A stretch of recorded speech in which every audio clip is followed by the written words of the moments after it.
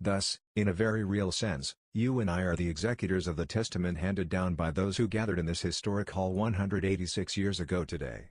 For they gathered to affix their names to a document which was, above all else, a document not of rhetoric but of bold decision.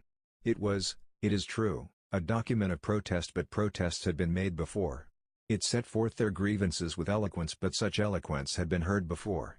But what distinguished this paper from all the others was the final irrevocable decision that it took to assert the independence of free states in place of colonies, and to commit to that goal their lives. Today, 186 years later, that declaration, whose yellowing parchment and fading, almost illegible lines I saw in the past week in the National Archives in Washington, is still a revolutionary document. To read it today is to hear a trumpet call. For that declaration unleashed not merely a revolution against the British, but a revolution in human affairs. Its authors were highly conscious of its worldwide implications.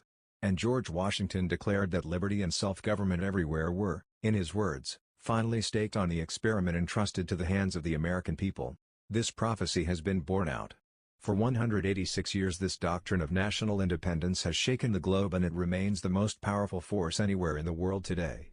There are those struggling to eke out a bare existence in a barren land who have never heard of free enterprise, but who cherish the idea of independence. There are those who are grappling with overpowering problems of illiteracy and ill health, and who are ill-equipped to hold free elections. But they are determined to hold fast to their national independence. Even those unwilling or unable to take part in any struggle between East and West are strongly on the side of their own national independence. If there is a single issue that divides the world today, it is independence. The independence of Berlin or Laos or Vietnam. The theory of independence is as old as man himself, and it was not invented in this hall. But it was in this hall that the theory became a practice, that the word went out to all. In Thomas Jefferson's phrase, that the God who gave us life, gave us liberty at the same time. And today this nation has no intention of abdicating its leadership in that worldwide movement for independence. To any nation or society committed to systematic human oppression,